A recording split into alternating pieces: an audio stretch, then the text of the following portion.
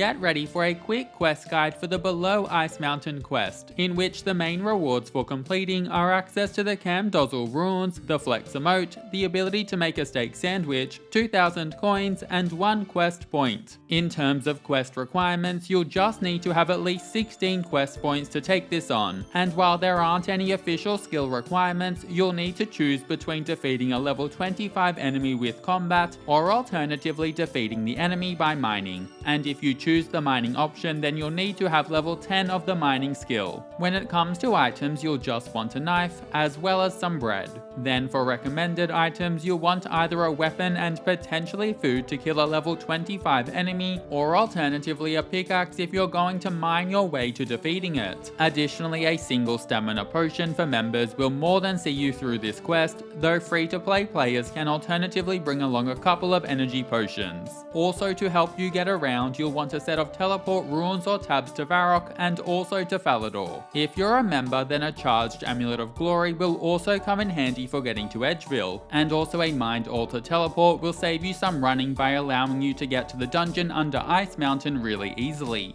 Now you can begin this quest a little north of Falador, whereby you'll find a mildly mysterious woman named Willow, like a tree, but not a tree. To start, talk to Willow, who claims to be an archaeologist, and then go through the dialogue, and then select yes to officially begin the quest, before then spacebarring through the rest of the chat with her. Next, you'll want to run east for a while until you reach Barbarian Village, where you'll find Checkal hanging out just north of the Pottery Oven building. Talk to him and spacebar through the chat. Once that's done, run a little ways north in the village and go into the long hall and chat to Atlas before spacebarring through the dialogue, and then select yes to start your training session, which is a training montage filled with inspirational music. Not going to lie, it's kind of iconic and the music slaps too, though at the same time it's really long, and you're getting the sped up version right now. But still, if I'm honest, I love it, especially how you finish up at the Varrock Castle steps but the scene setting is saying I just climbed Mount Everest.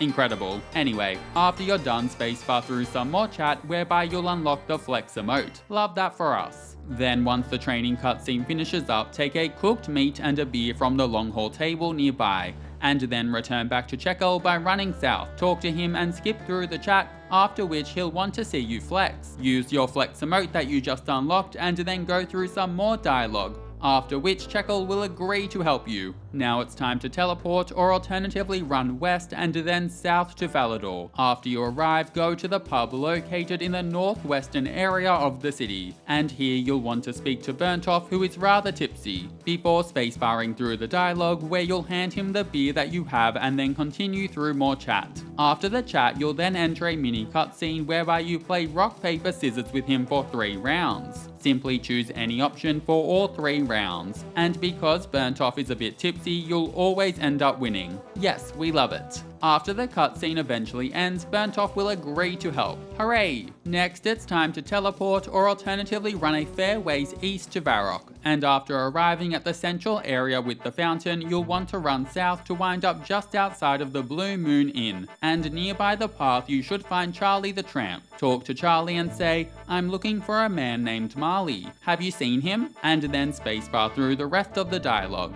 Afterwards, run east into the Blue Moon Inn and talk to the cook in the eastern kitchen before saying, I was wondering if you'd be able to make me a steak sandwich. And then spacebar through the rest of the chat. Next, use your knife on your cooked meat, which will see you gain a steak sandwich. Now it's time to go to the yew trees just south of Edgeville, either by running northwest or alternatively by using your Amulet of Glory to teleport to Edgeville before running south. Here you will want to talk to Marley and go through the chat, whereby he will gobble down the steak sandwich and then agree to help you. Now if you're a member, you'll want to use your Mind Altar teleport and run a tad southeast to the dungeon sign on the western side of Ice Mountain. Or alternatively, if you don't have access to this, then you can run a long ways west from Marley to reach this. After arriving at the dungeon, chat to Willow at the front of the blocked entry, before then selecting yes to agree to head into the ruins. This begins a cutscene where the men you've recruited will clear a way into the dungeon. First, Burntof goes in with a few explosives to open up the entrance, and then Checkal helps out with his muscles to clear away the rubble. After the entry is clear, Marley wanders in alone and disables a couple of traps for everyone. You will then end up inside the dungeon with everyone, whereby you'll want to skip through some dialogue dialogue that sees Willow reveal that she and her team aren't in fact archaeologists, but rather they are grave robbers. And Willow then reveals her plan to end you. I know, the audacity.